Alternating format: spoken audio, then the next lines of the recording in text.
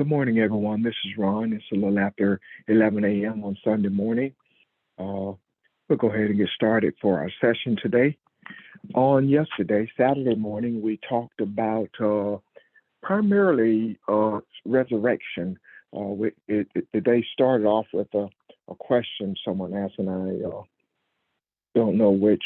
I didn't write down the question, but it led us to looking at the resurrection and looking at what happened after Jesus dies on the cross, uh, and even looking at the tomb and what that represented. We looked at the relationship he had with the women, with the feminine energy. We even talked about Joseph, whose tomb he was buried in. So we talked about the spiritual aspects of that, looking at that a little further. Uh, and Pastor even got into the resurrection of Lazarus versus Jesus, and looking at that and showing us who and where we are in that part of that transformation. Uh, with that said, any questions at all based on what we are seeing in the scriptures, where we are? Uh, how do you see it? What do you anything jumps out at you, or any questions on what has been discussed? I have a question. Yes, ma'am. Good morning, family. This is Evelyn. What is Good true morning. worship? I know it's not going to a building Monday through Monday. So what truly is worship?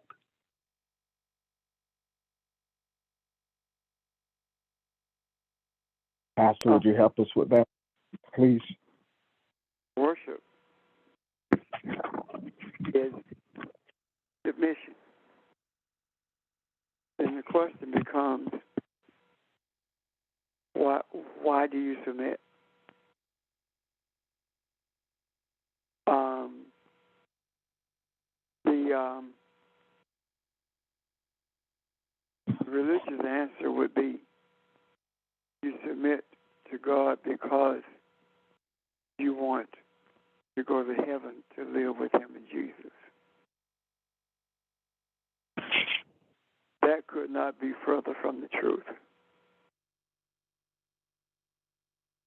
Yes, worship does speak of submission, but that's not what it means. Worship means, or also means, a cry for help. No one actually worships without crying out for help, whether we realize it or not. When you think about crying out for help, it's because you've gotten to your wit's end, or you've gotten to a place where you admit that you can no longer live this life without help. The moment that you admit that your life is messed up, or something in your life is messed up, or that you're constantly struggling with something, or depressed with something, when you readily admit that, that's when you begin to worship. Just walking into a building and saying, I want to be a member of this church, and you are accepted in that particular setting, and then you come on Sunday, does not mean that you're worshiping.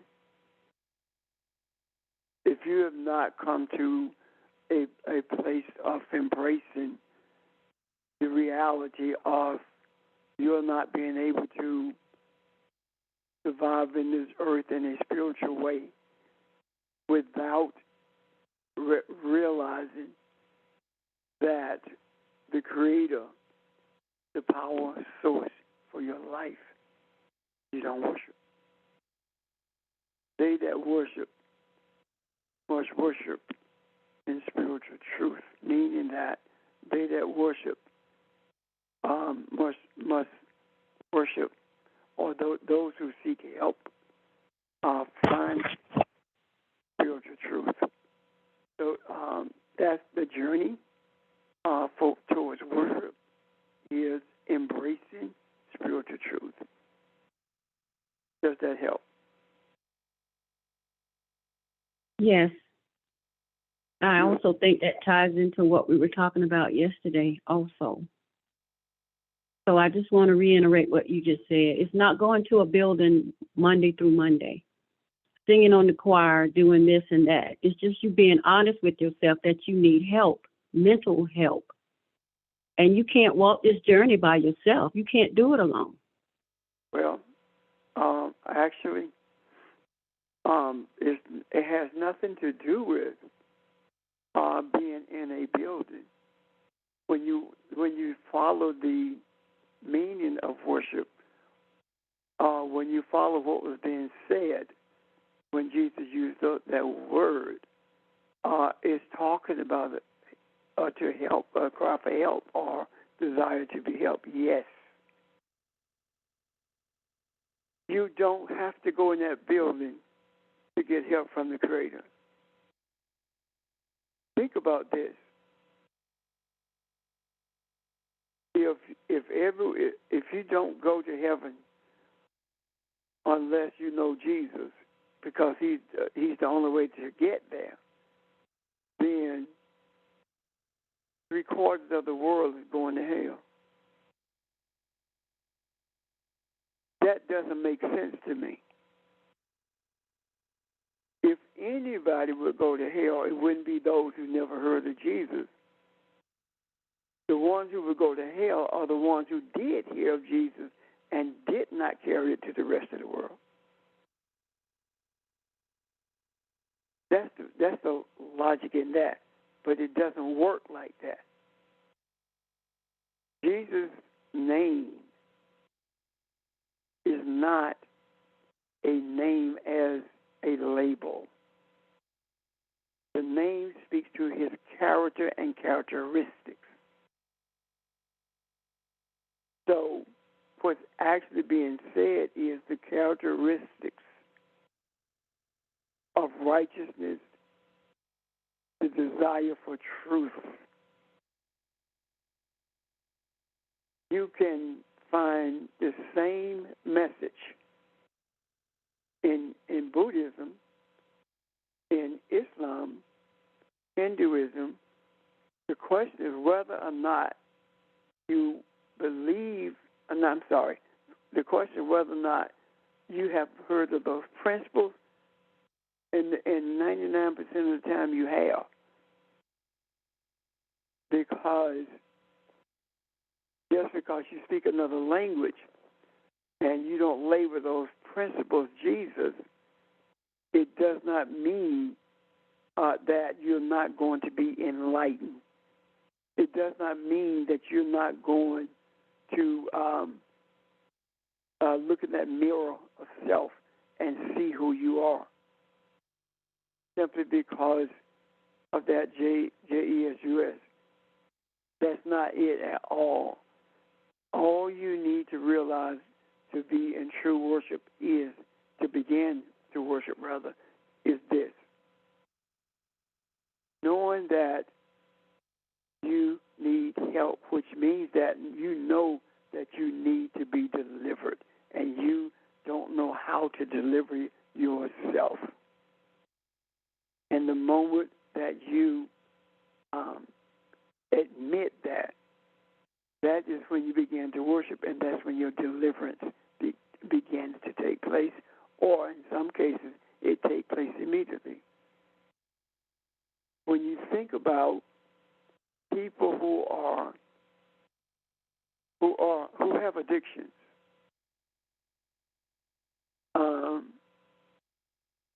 they stay away from their drug of choice, whether it be narcotics or alcohol, whatever that choice is. They stay away from it. However, they also, in most cases, become Christians. And they attribute the deliverance to Jesus, the church. If you are delivered from something and you don't have a taste for it, it doesn't matter whether you are in the presence of it, you still won't do it. Doesn't matter, because you have been delivered from it. I don't even have a taste for it, meaning I don't have a desire for it. However, you stay away from it because you don't trust yourself. What is taking place is, what keeps you away from it is that you have another drug. You're addicted to something else, and you are addicted to this thing called church. You're addicted to the label called Jesus. That's your drug of choice. And when you have your drug of choice at that moment, you stay away from the alcohol, you stay away from the narcotics, because you don't trust yourself. You feel like if you're in that presence, you're going to use again. Well, that's not deliverance. What you're doing, you're hiding behind an addiction to religion. Does that make sense? Yes. And this hiding place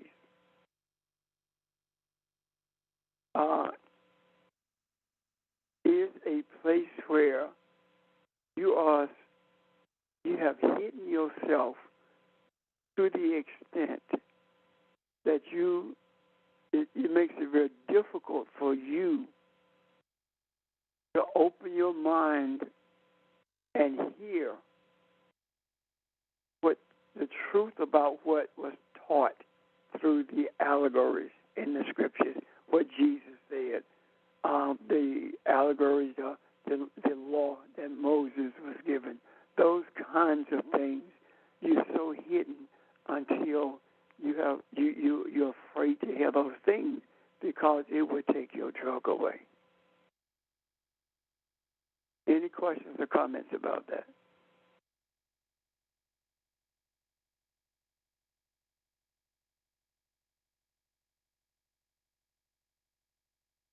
I'm done.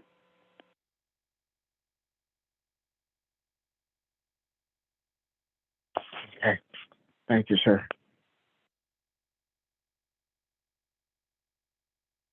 You're welcome.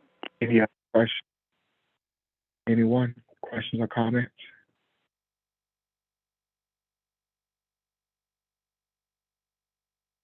Okay. Hey, good morning, everyone. One of the things that I've experienced in life is when you look at religion and you compare it to an alcoholic. At times, the alcoholic will speak with a great deal of sobriety and or clarity. And then there are times with people who are addicted to religion, they don't indulge in drinking or anything like that, yet they sound the drunkest. So sometimes I have to ask myself, who really has the advantage here?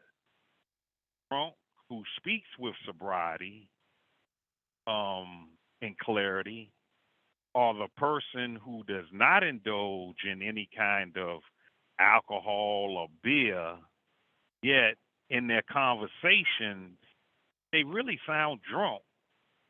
So that's just one of the things that really intrigues me. You know, who really has the advantage here? Is it the drunk, or is it the person that's addicted to religion? That's it. Thank you very much.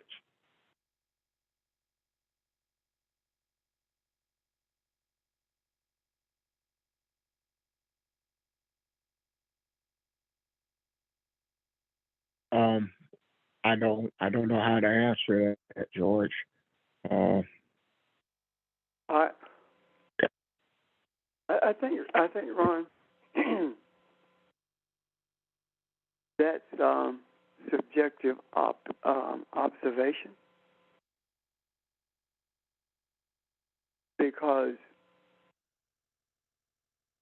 people who are deeply engaged in religious practices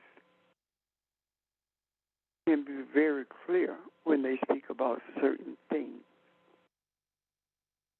But the clarity is not there when it comes to making an effort to explain or to give an understanding of those the words that are recorded in the Holy Book.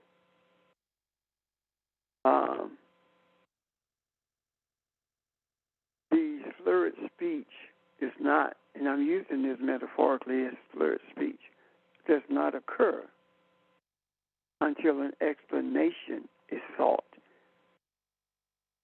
But speaking the words are clear. Some people are able to speak with a great deal of profundity, but until it comes to time for an explanation, that's when the separation of understanding, or the separation between spirituality and religion, is seen the clearest.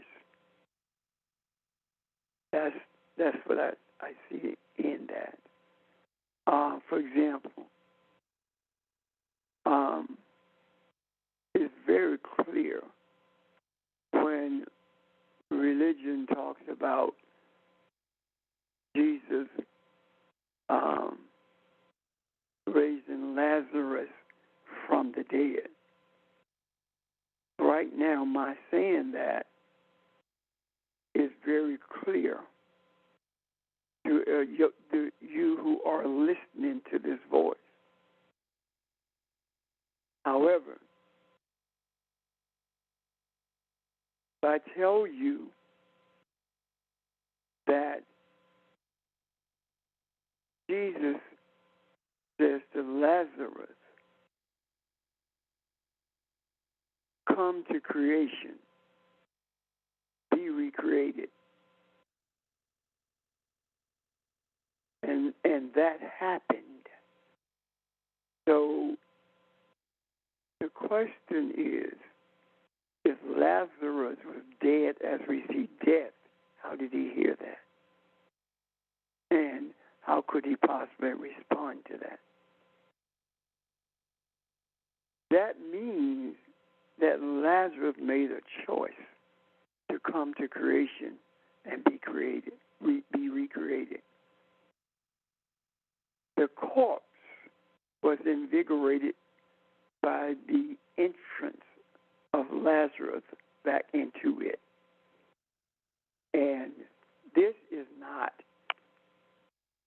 a definitive picture of what happened with Lazarus. Lazarus comes from a word that means God helped. So when Jesus spoke to Lazarus, what happened?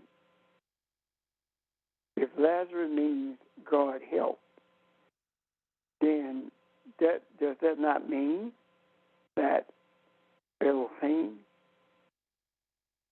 brought Lazarus back to life, or stood him up, or gave him the power to do that on his own?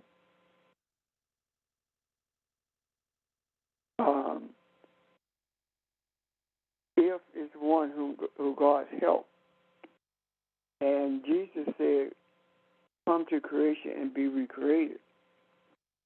If Jesus says come to creation, that means that Jesus is saying, I am at creation. And based on that, it means that all of us are to stay in that place of creation. And when Lazarus realized by virtue of Jesus speaking to him, when he realized who he was, he stood up. He stood up. He went back to creation. Not physically walking someplace, but understanding what spirituality is, especially in relationship to being in this body. That is the reason that there is no word in Semitic languages for a living body or a dead body. I'm going to say a living body or a body that has that is life, because the body is actually a corpse at all times. You eat from this tree, and you shall surely die. The body is the grave. The body is an inanimate object. If it does not have the spirit in it, it becomes an object that deteriorates. It's already dead. It becomes an object that deteriorates. Why does it deteriorate? Because without spirit, it cannot be held together. Without life, it cannot be held together. So the different pieces of the earth on which it was made goes back to where it came from. That's what is the physicality of it. One of the things that we might want to look at some point is the duality of death, what we call death. Because without the presence of the Spirit, all of the water that holds that body, that is in that body, like 90+% of water, evaporates from that body when there is no spiritual energy, there is no spiritual life in it. It evaporates. And with that evaporation comes the deterioration of the physical aspects of that body. Yet, what we call death is simply a door opening to a new life. It's a door that's open for experiences with in the future with a purpose. When we say, when we read the scriptures, rather, and it talks about dying to self, that does not include you killing self. That's not what he's talking about at all. Dying to self speaks to a transformation from selfishness to a place where you see self as being inextricably connected to, tied to the oneness of spirituality. And the transformation of that portion of self is the self that occupies this thing called a body. That transformation takes place because we have been induced to pay more attention to what we see with our eyes. And what we see with our eyes does not transform us in a spiritual way. Transformation, spiritual transformation comes when you see with the eye those things within you that needs to be transformed so that they can be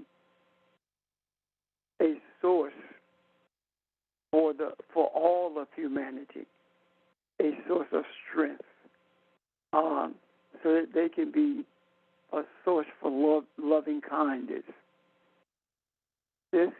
When this transformation takes place, the body does not transform in that regard.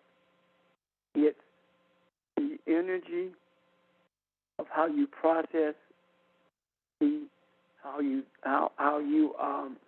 come to conclusions about what you see.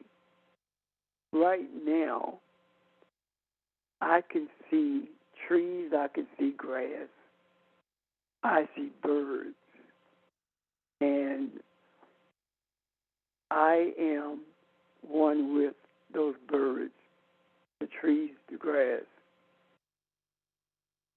The ignorance that we see in religion in that regard is we are separate from the trees. That is, the tree does not me. And because indigenous people recognize that they are one with the trees and everything that exists, they are called superstitious. They are called possessors of demons. They are called pagans. All of these things they are called because of that. And it's because we have been induced to believe that we are separate from them because no one seemingly has taken time to sit down with an indigenous person and ask them, what does that mean? What does that look like? Yet, we talk about being one with Allah, one with Allah, one with God. We talk about being one with God.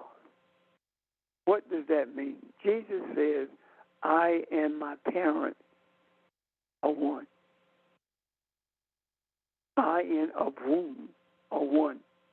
Abum is father, mother. We are one. What does that mean? We are one together, which is different being one. One, my parent and I are one. My parent is one place, I'm in another, but we are one. We're on the same page. However, one together means that you are inextricably tied together, and you can see the parent and you. Your actions, you're always on the same page when that happens. And if you delineate, or if you move from, not delineate, it's a bad word, that's the wrong word, matter of fact. If you move from, or attempt to move from that unicity that you have together with the Creator, pains take place, and pain can be depression, pain can be emotional stress. It happens to show you that you are trying your best to disconnect or to separate yourself from this, from being inextricably one together with the Creator. And religion tells us that we are going to God. They don't tell us that we are God. So, what does it mean to be one with everything that is created, that was created? What does that look like? When you say you are one with God, you're one with the Father, what does that look like? It means that, when you're one with the Creator, when you're one with the Father, same page, you're on the same page, you are receiving constantly understandings from the womb of wisdom. When you talk about being one with the trees, if you talk about that, one with nature, and my brother George always talking about the unicity of us and nature and how it clears our minds.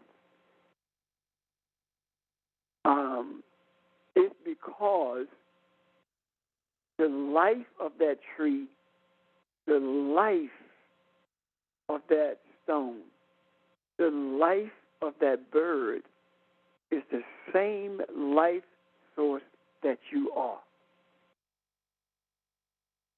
The energy of life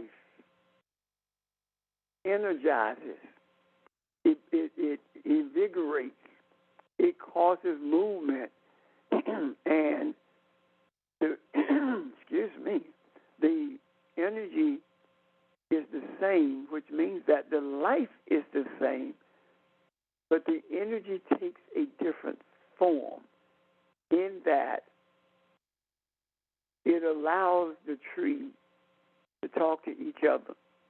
If trees are near each other and there is a disease that's affecting that tree sends out a chemical message to the trees around it, warning those trees to prepare for this. And that is the reason a disease can be in a tree and does not reach other trees around it, or it does, based upon the severity of the presence of that disease in one tree. No different than an unripened apple makes to a ripened apple ripens much faster. Ripened people close to unripened people brings them to a place of ripeness only if they want to. But the opportunity for ripeness is always there. So when we talk about the oneness of nature, we are talking about the life energy of nature is the same. That's one reason that you can walk in the grass when you are depressed, walk barefooted in the grass when you're going through something. Your circumstances are not conducive to how you desire to feel or how you desire to be clear in your thoughts. Walk in the grass, connecting with the energy source of nature, one with that, transforms your energy to a place of peace. That's why the birds singing in the park makes you feel different. When there are no created interruptions. What I mean is there are no interruptions based upon the inventions of man, noise from cars, noise from other things around you to actually distract you from that oneness. And we know it, but we don't know we know it because we call it, you were so caught up, you didn't hear me calling you. You were in that moment one with your environment. And when you are spiritually connected, when you are recognize that spiritual oneness, rather, it puts you in a meditative state, and that meditative state that you are in is actually communicating with everything around you. I'm done. Does that make sense? It makes sense. I'm going to back up and ask you a question. Talking about Lazarus, that place of creation is back to the beginning. That's the one and the same thing, right? Or no? Yes. Okay. All right.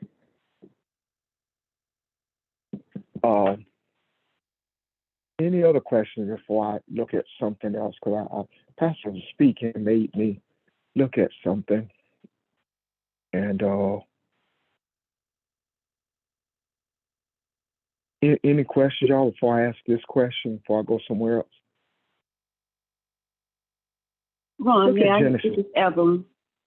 Hey, Evelyn, go ahead. I need a little more clarity on the Lazarus experience, please.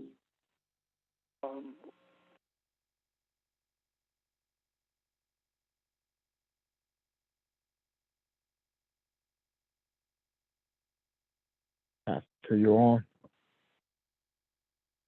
Oh yeah, I'm just talking.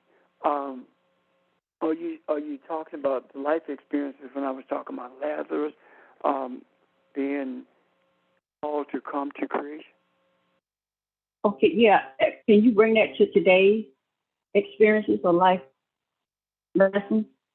When Lazarus gives us an example of people around us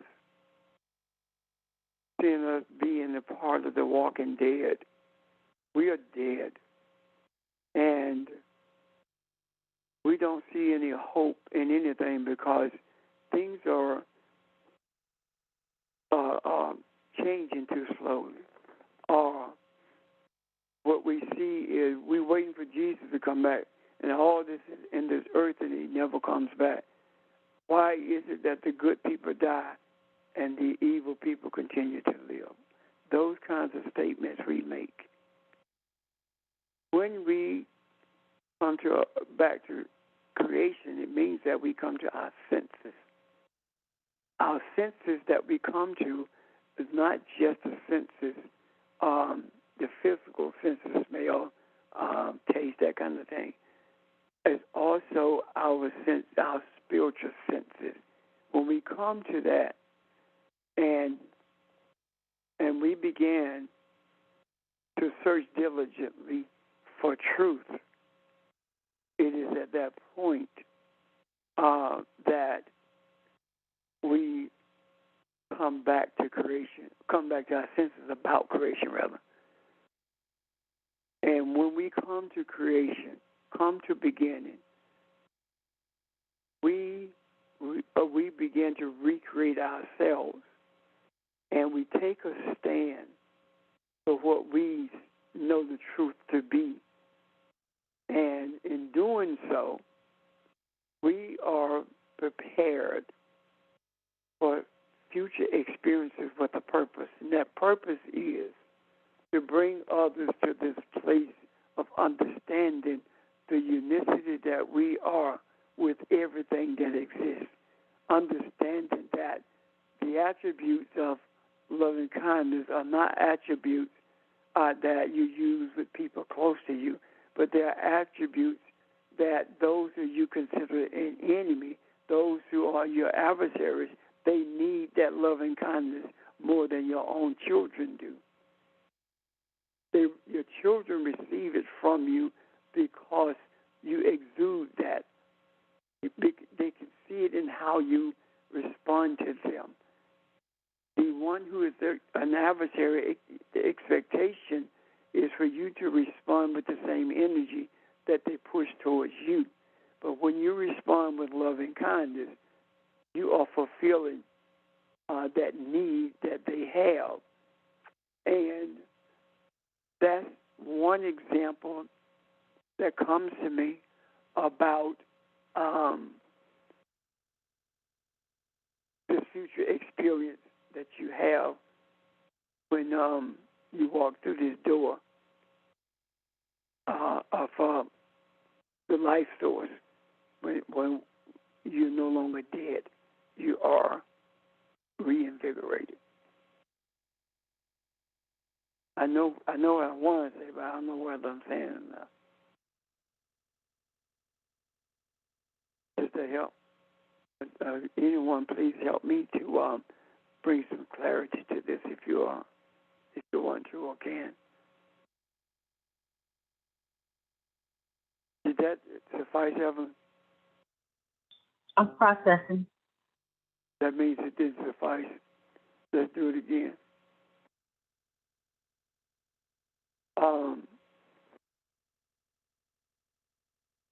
The idea of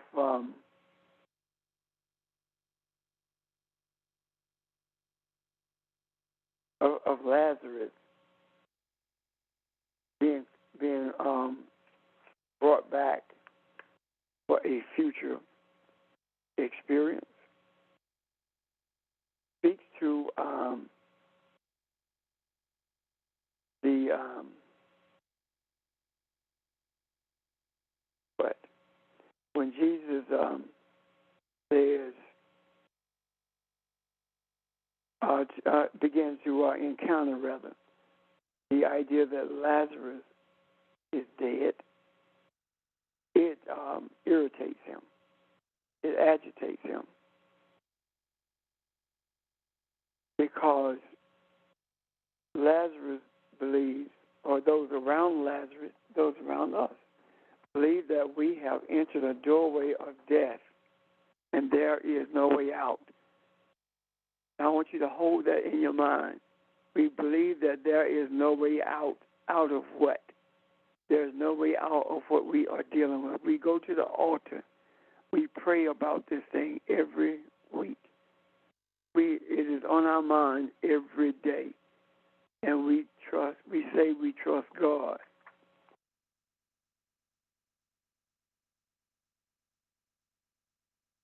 If that is the case, if we truly are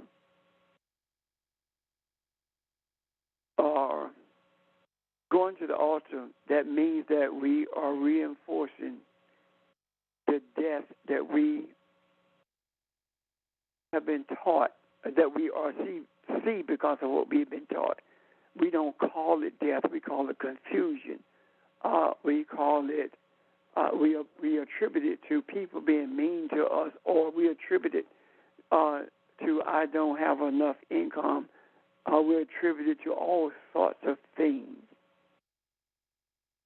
When we come to the realization that it is not the things that cause us to feel that way, it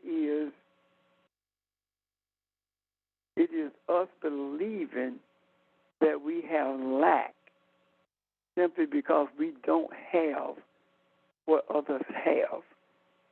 And the answer to that lack is to name it and claim it.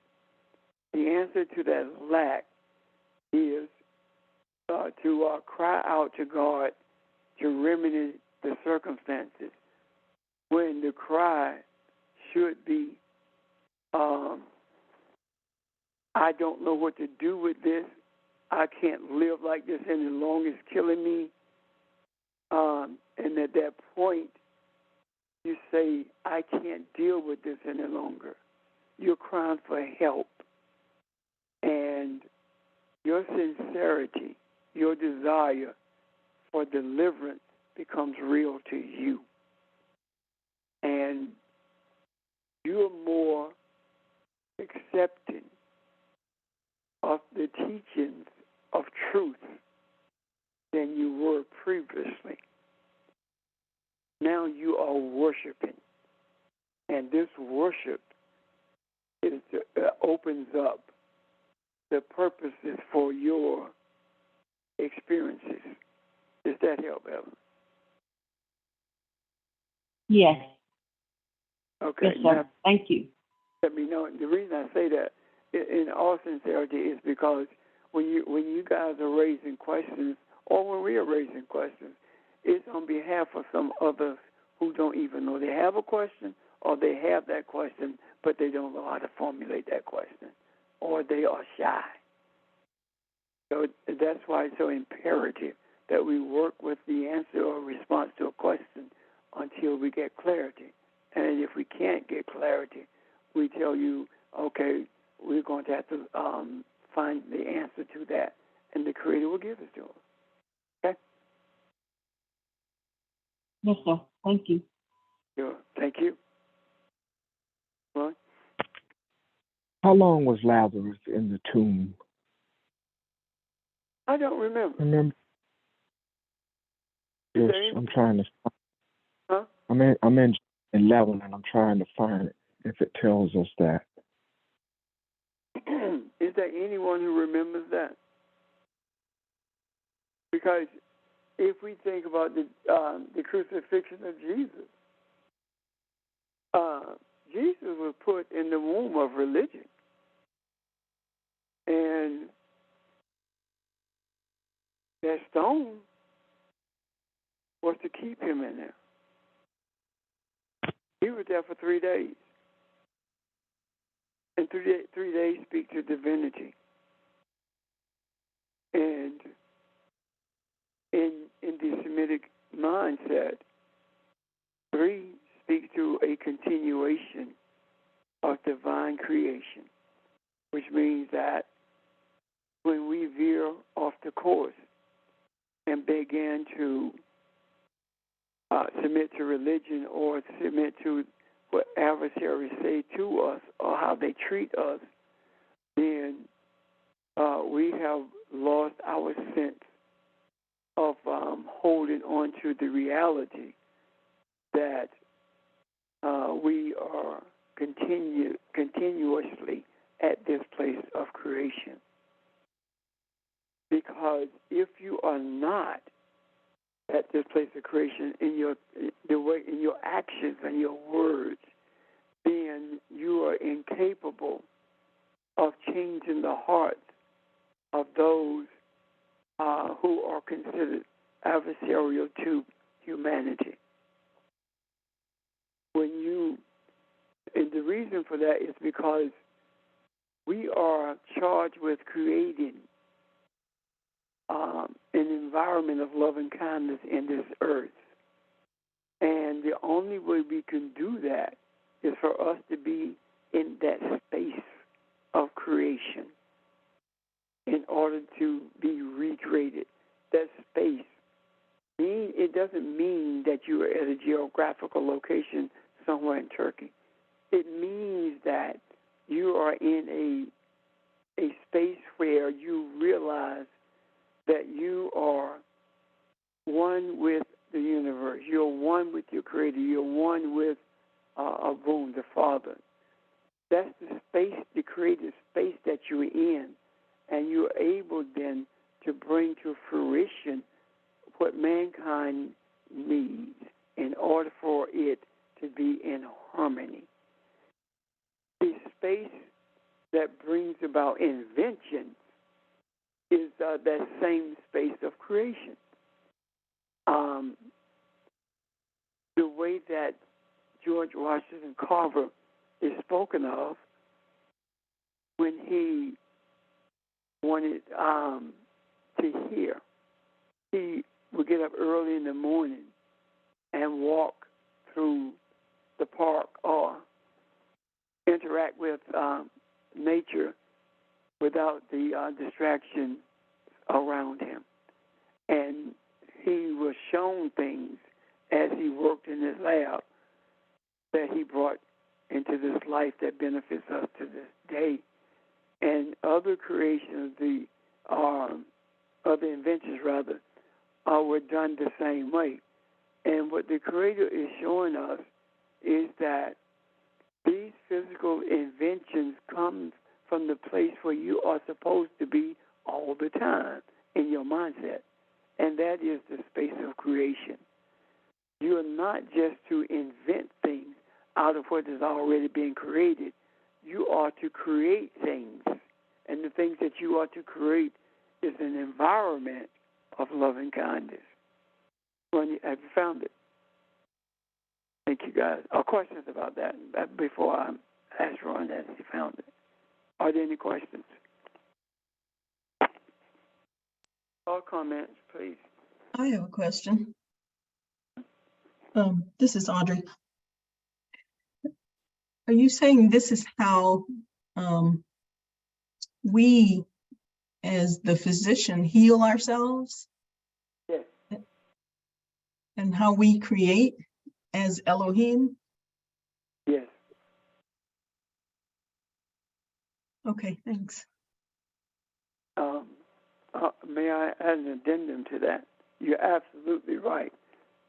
when it talks about physician heal yourself, who is the self that needs the healing?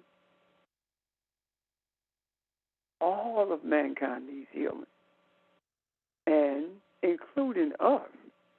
And we are physicians in that regard. So if we are physicians in that regard, and we begin to heal ourselves, we begin to transform the fear of what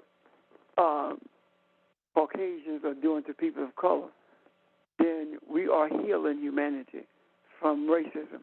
If we begin to transform the selfishness that results in the mistreatment of females, then we are healing self, which is humanity. And with our healing self, what we are beginning to see is a transformation. Example, when we came to the conclusion that we cannot end racism, the racist has to end racism. They can have all of the what do they call those places where you sensitivity training?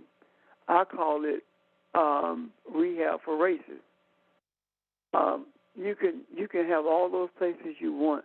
Racism is not going any place until we embrace reality that the healing for racism is love and kindness, and truly embrace that to the extent that it ceases to bother us because we see that the exposure of it is no different than the exposure of a wound. If you have been shot and the physician can't work on your wound unless it is visible, then he can see what he's doing. He can see what she's doing to administer care to you because you've been traumatized by that wound. The same with racism. It's being shown so that we can treat it, so that we can transform it. But it's very difficult to transform it when you are angry with it, when it makes you feel like you want to be an adversary, or make you feel like it's adversarial to you.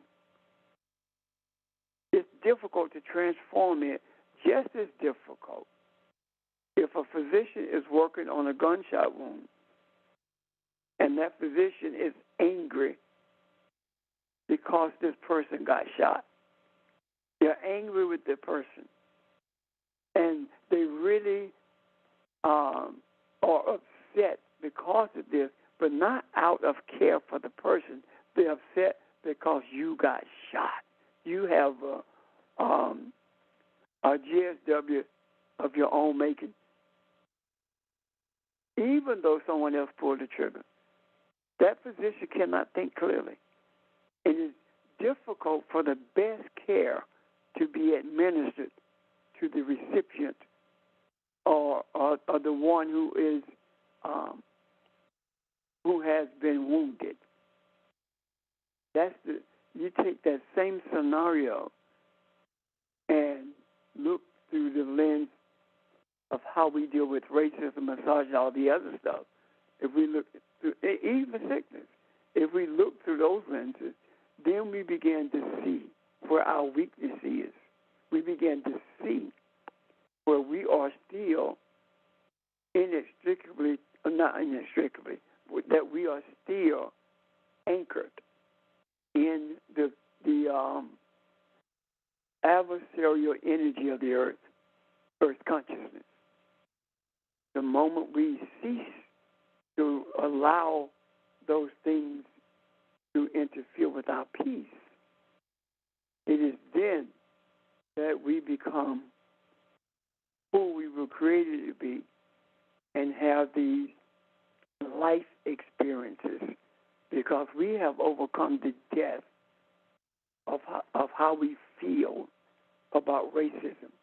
Death is no more when it comes to our feelings about racism, because death and hell has been cast into the fire, the lake of fire. They have been put in a place of repose. They have been put in a place where they can be recreated. They have been put in a place where they can serve the best interest of humanity. That only happens when humanity sees death as a transformation as opposed to an end. When they see hell as the circumstances, the chaos that we encounter on this journey of life. Excuse me. When they see it only as that, as opposed to seeing hell as the opportunity to transform the energy of chaos into order. When that happens, we are then bringing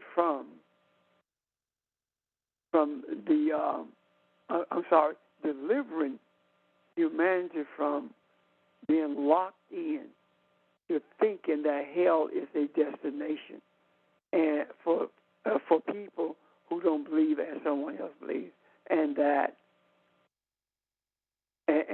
death is an end. Is that clear? Or is that a fair addendum to what you were talking about, Audrey?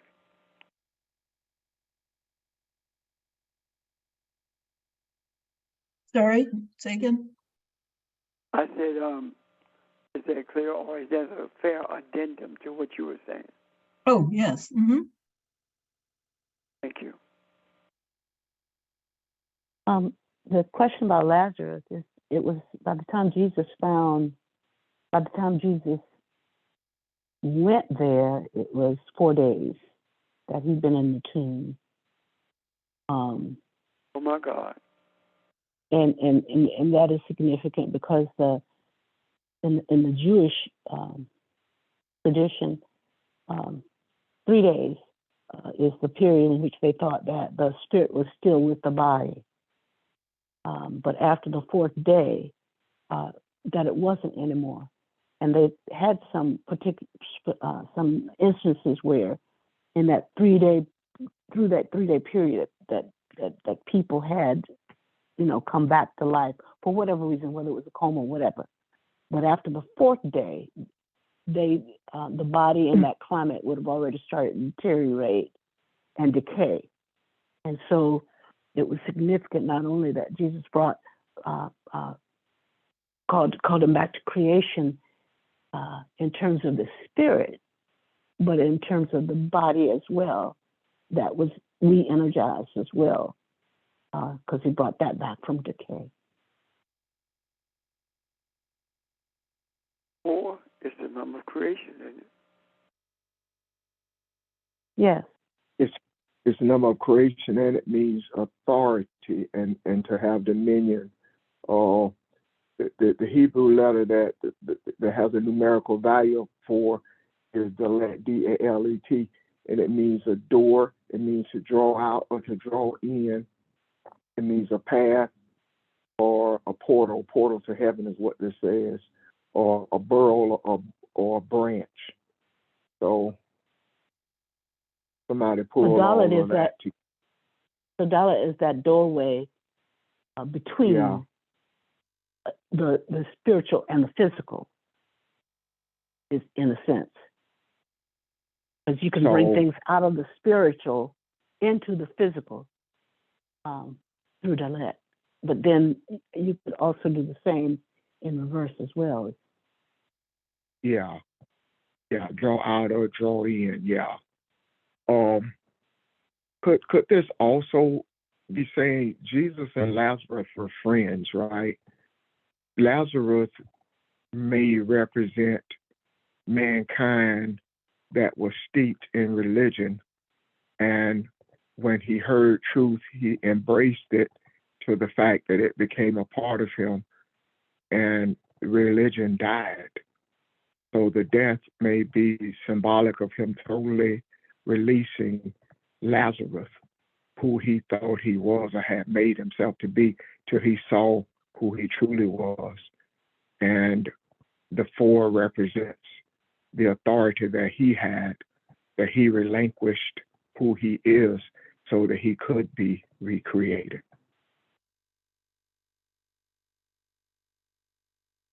So when it says that the name Lazarus means God help, God help. Yes, sir. So knowing that that's what that name means, God helps. God helps you do what? Die?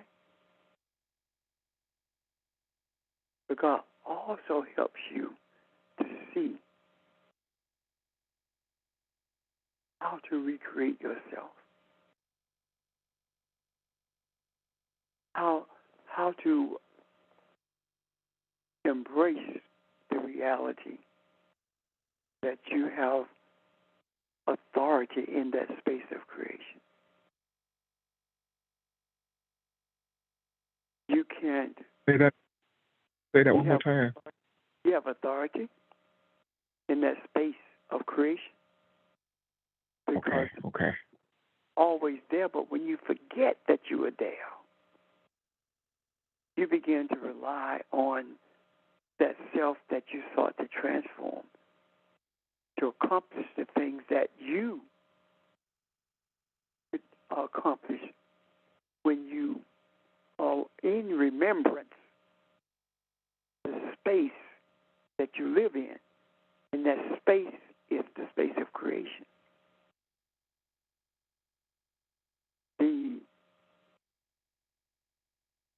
The 4 days speaks loudly to being recreated. It's equal to the words, it's the same, rather, as the words that Jesus spoke. And let's put that in our terms. When we are in that space where we have forgotten that we are creators,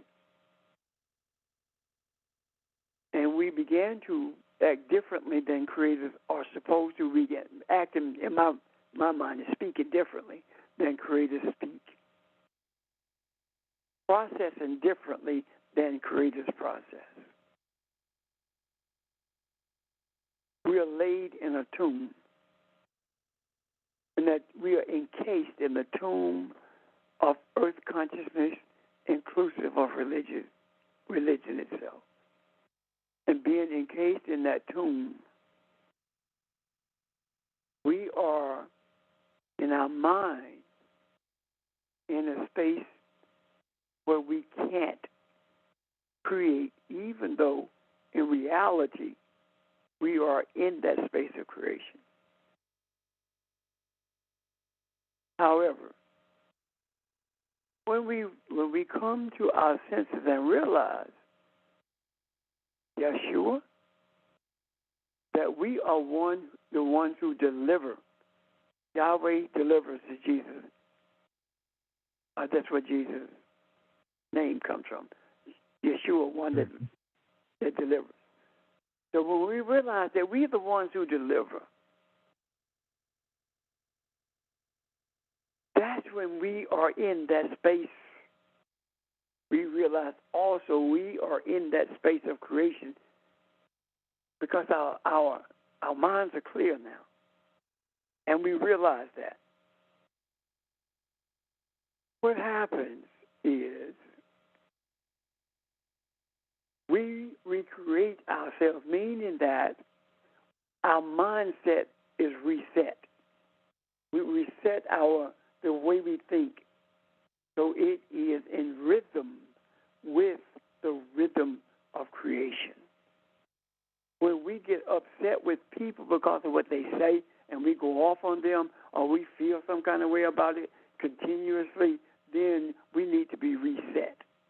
Because at that point, we are living in the place of death. When we reset, meaning that we don't allow it to shake us to the extent that we want to get back at somebody. Now, this doesn't mean that you don't respond. Sometimes you have to respond forcibly, but not with the overtones of getting back at someone by hurting their feelings or by diminishing their humanity. When we forcibly respond, what we are doing in our response is recreating the one who is in front of us, or giving them the opportunity to be recreated. When we talk about the loving kindness being in the macro and softens people's heart, that changes who they are, that's recreating. We can't recreate with the idea that all y'all going to hell who been messing with us. All y'all are doomed because of what you have done. No, it's quite the contrary. We who are on this journey of truth are doomed if we don't do what we are supposed to do. We don't respond the way we are supposed to. We are doomed. And that doom does not mean we're going to hell. That doom means that we are doomed to repeat the religious mantras. We are doomed to repeat the hurtful words. And we are doomed to that if we don't realize and hold on to the knowing of where we are. And when we slip or when we veer off that pathway, to quickly pull ourselves back or embrace the words of someone who's making an effort to pull us back to this place of reality. Is that clear, or comments about that? So I want to speak to something else also. Just an additional comment. Lazarus was, so this Lazarus, God helps, was in a place called Bethany, which is, we believe, of Aramaic or Hebrew origin, meaning house of affliction, or house of figs. So what we're saying is that whatever our affliction, whatever we need deliverance from or help with from God, that it's available.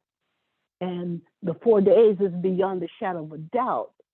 It's available, and you can't, and it's not, and you know that it's from the Creator, because the 4 days indicated that you didn't have that 3-day period where, if something turned around in your life, you could say, well, I guess it was luck. No, this is more than just luck. It was more than you thinking that a person came back in a sense of his own accord.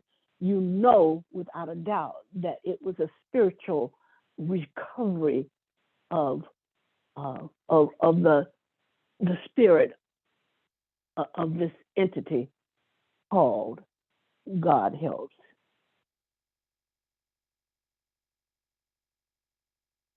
Absolutely. Yeah, I can see that. Yeah. I like that. We have lost very little of our spiritual essence.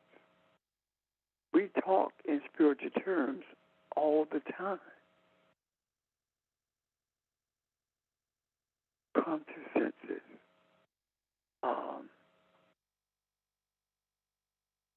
Sit with something is meditation.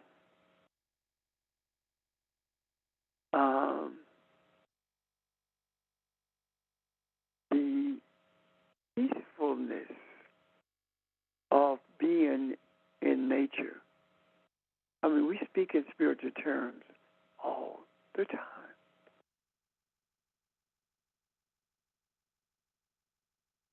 One thing that Ron and I were talking about was the universe.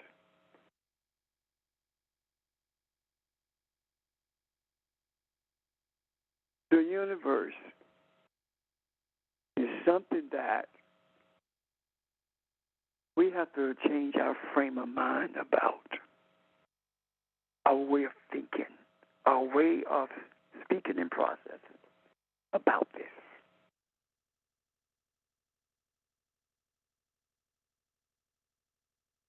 When we say, I'm going to let the universe handle it, we are separating ourselves from the universe.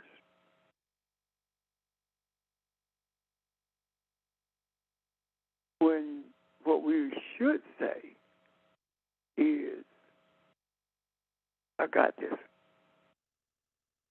I'm going to handle it the way it's supposed to be handled. Because you are the universe, and the universe is you.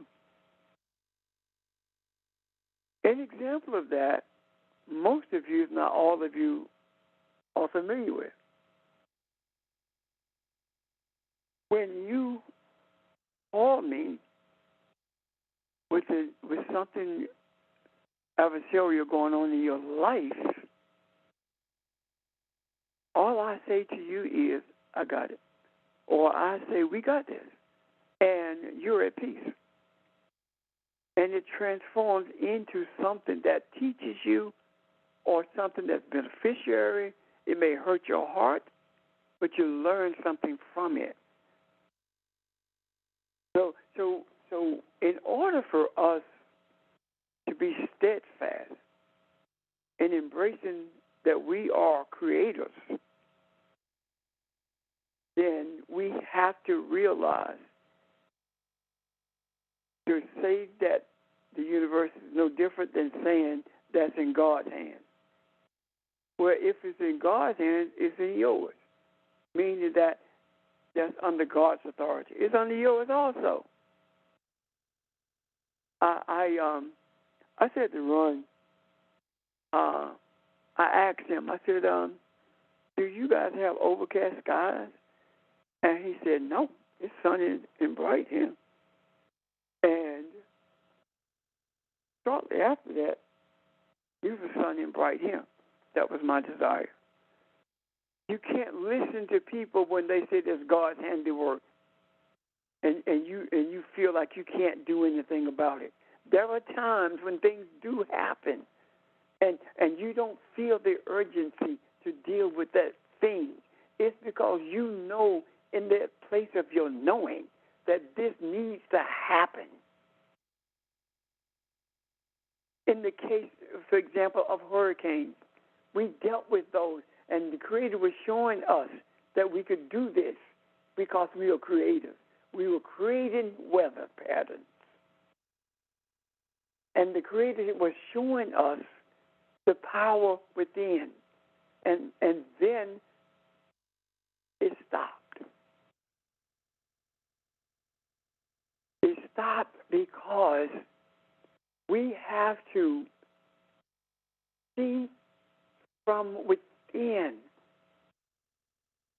And what we see from, when we see from within, we say that we don't feel anything. It's not that we don't feel anything, it's that we are saying, no, this is a learning experience, so we're not going to touch it. Matter of fact, we are the cause behind this experience. So if we are the cause, and we are, of the experience, then why would we start it and stop it before it has the effect that it's supposed to? There are times when we feel very strongly we must deal with this weather pattern. We do it. We just make it happen. We must do that with everything. One of the prohibitions with that we have created is this.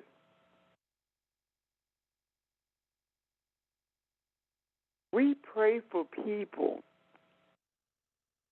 to be delivered from sickness, from addiction, from all kinds of things. That does not work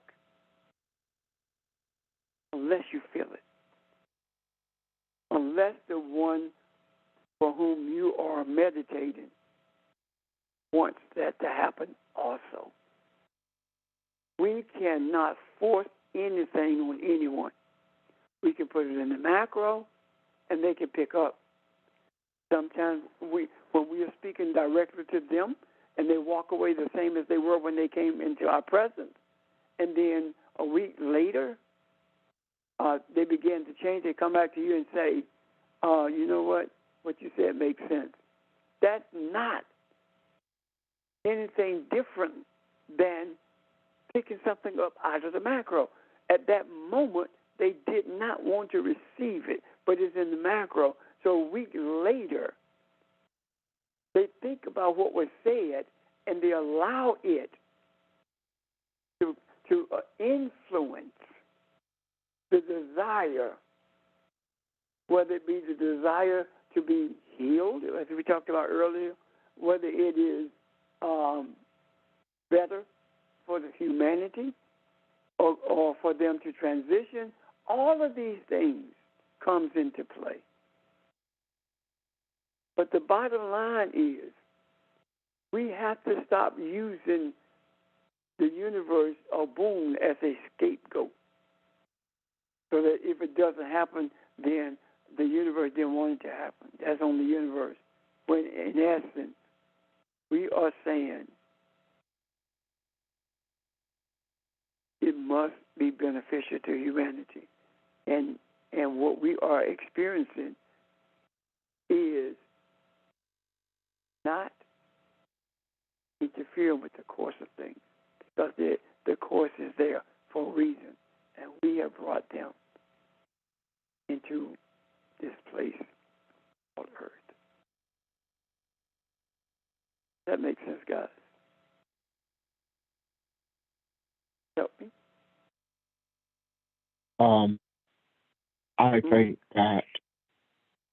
I think that being one with the universe and feeling that and being in rhythm at all times helps us to know when to act and when not to act, or when to call each other and bounce things off of each other and talk about it.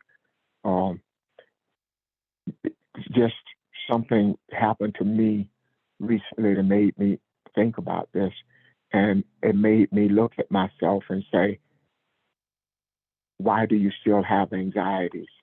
Why do things still come to you and make you hesitate? You know who you are, and you are standing at the boundary of the wilderness in the promised land.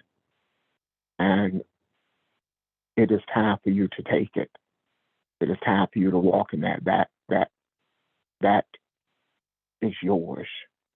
And as Pastor went through it the other day and kind of broke that down and even talked about the spiritual part of the milk and honey, uh, it is time to embrace that and not be anxious about anything.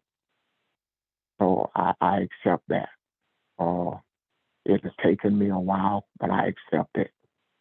And I think the part that has beat me up, the last part that I've let die, is I have never really had a self-esteem issue, but I have thought sometimes, why you? Why you think you get all of this?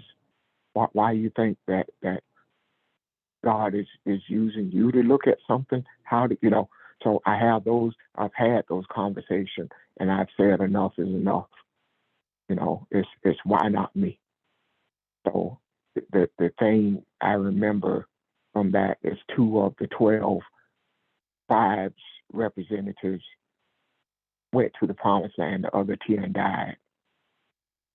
So picking up that authority and walking with it, it is what has been promised. It is our inheritance. It is who we are. And that inheritance carries the beauty of the balance of the past and the future. Everybody is here with us. So this is not something that will fail, as we are energy. We recognize that. So if you see yourself and, do that self-examination, let's walk in this. Let's walk through this together.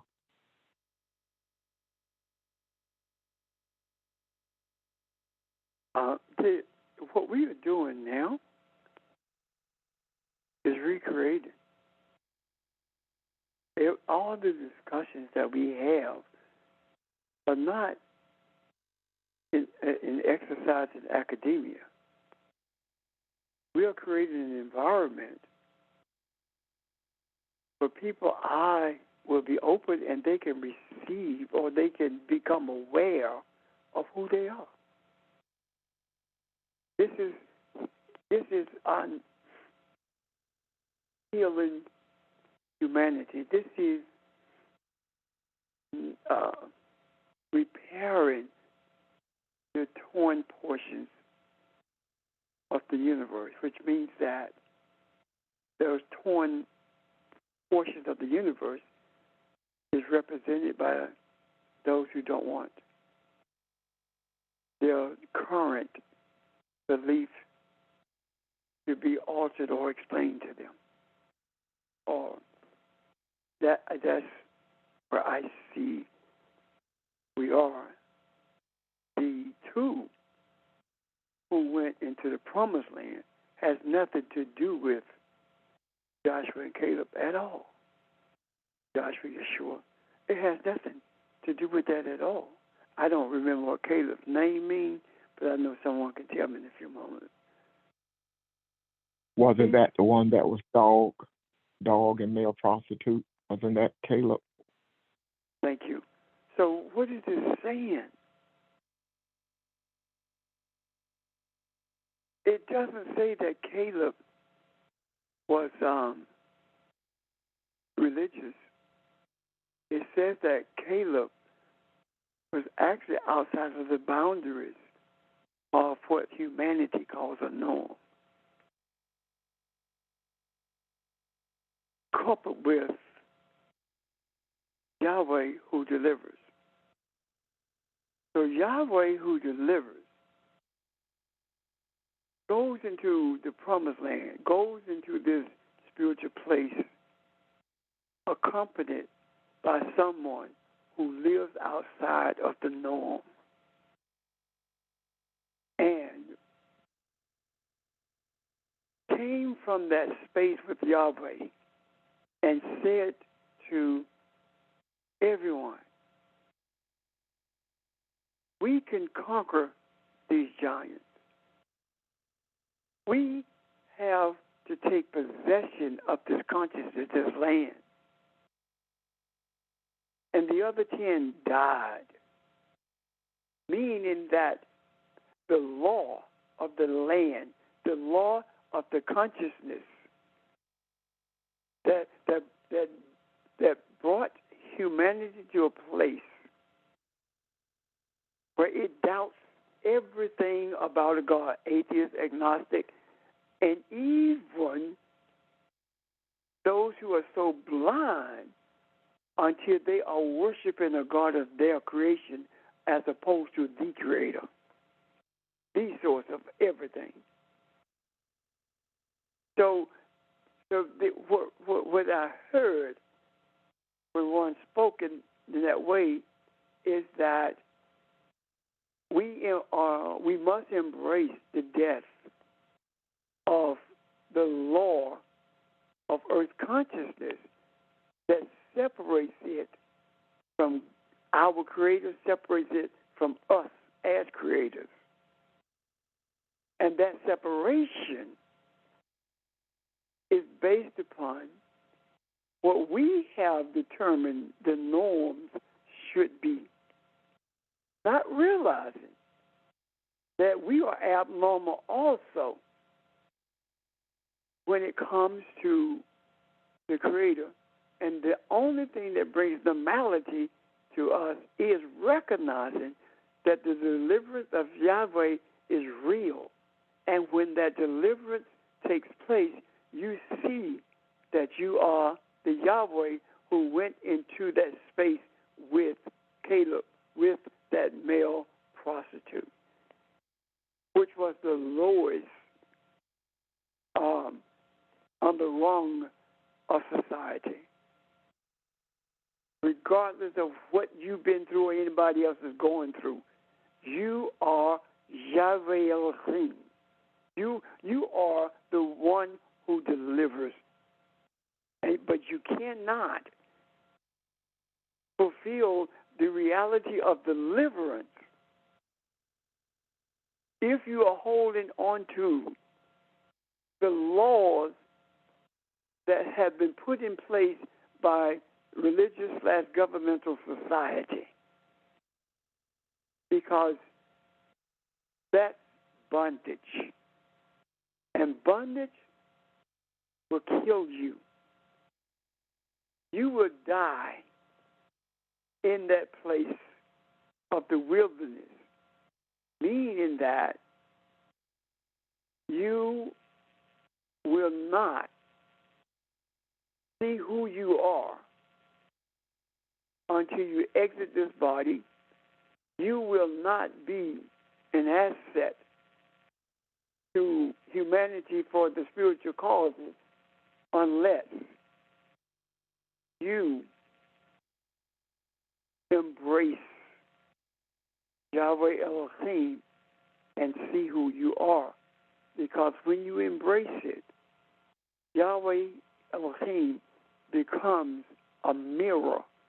And when you look in that mirror, you see yourself. That's how you see who you are. When Jesus said, if you believe on me, what the beginning of that verse is? Help me, someone. You should have eternal life. I don't know. Okay, it's not coming to me now. But the gist of it is this. Jesus says, I am a mirror for you. When you see yourself in this mirror, you will have eternal life. In other words, when you see yourself in this mirror, you will be intimate with being a deliverer, because it says that you will have eternal life, meaning that you will know God and the one whom He sent. When you look at that and see what Jesus was actually saying, you will know who you are. And you will see that you have been sent for the deliverance of humanity. I'm done. There's there are questions or comments. Based on what you said about Yahweh Elohim, the one who delivers, if we hold on to earth consciousness, then we stay entombed. So we cannot deliver others until we deliver ourselves. Delivering ourselves means understanding who we are. And as long as we hang on to earth consciousness, we will not get the true gist of who we are and what we are to do. So we've got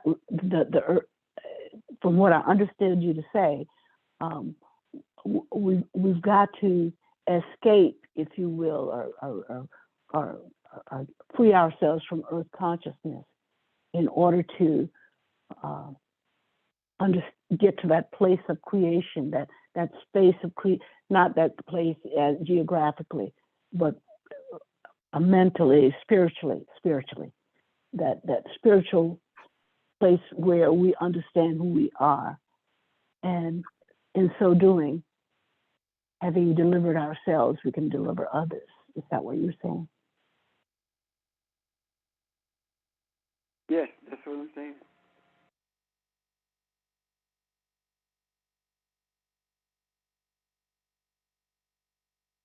I want to add something else about Caleb. Ron talked about it meaning dog-like, but there's a different way of understanding that. If you look at the quote-unquote heart of a dog, it also is loyal. It also, when we say something is dogged, we pursue it intensely. We pursue at it and we don't let it go. And so that quality that Caleb had also speaks to loyalty and being wholehearted about what he did. Thank you for that. Yeah, thank you for adding that. I'm sorry. Go ahead, Pastor. No, I was just going to say that gives a clear explanation of the change that's available, or the awareness that's available, I should say. The awareness that's available to us without regard to where we think we are in terms of being on the lowest rung.